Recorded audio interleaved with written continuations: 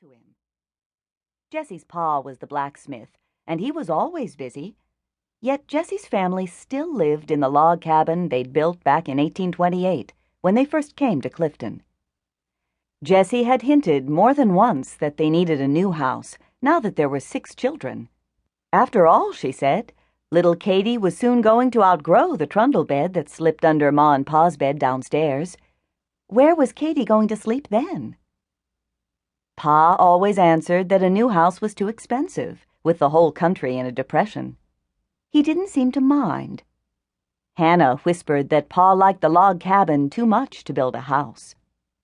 Hannah was just a year older than Jessie, but she said she could remember when they built the cabin.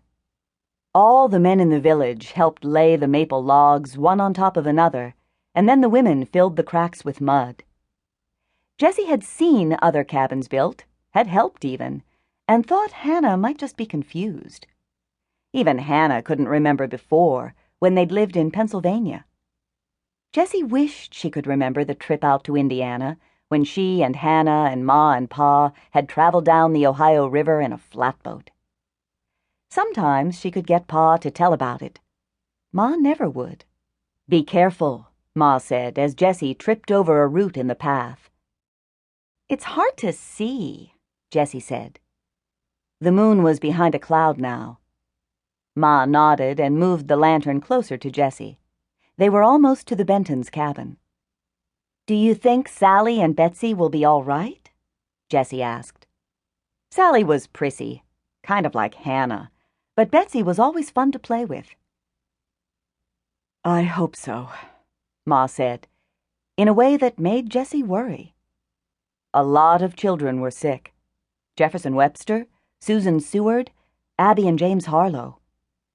Jessie knew it wasn't just the usual spring chills and fevers. There were too many empty seats at school. "Wait here," Ma said, pointing to a stump in front of the Bentons' cabin. She gave Jessie the lantern and knocked lightly on the door. It opened immediately. Jessie caught a glimpse of Mrs. Benton, crying. Mrs. Benton was a tall woman with rough hands. Jessie had never seen her cry. Jessie went to the Bentons' oil paper window, but she could see only shapes moving. The Ma shape seemed to be bent over the bed downstairs. They must have put Sally and Betsy in Mr. and Mrs. Benton's bed. That was serious.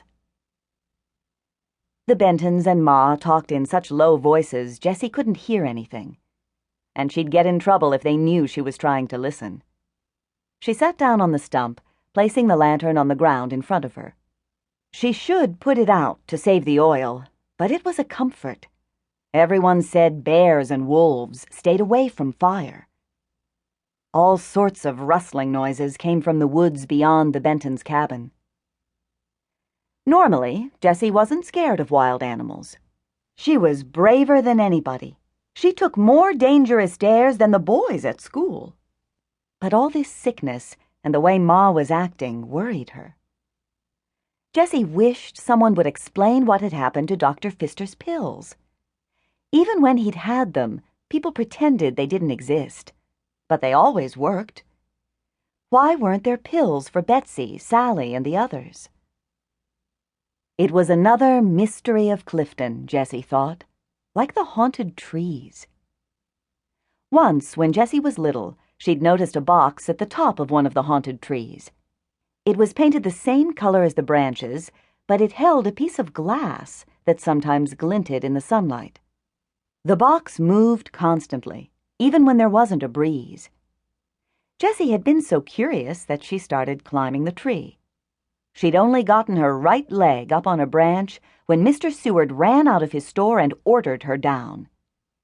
At first, Jessie thought it was funny to see the big man run. But she didn't laugh long. Mr. Seward spanked her, hard, and then Pa spanked her when she got home.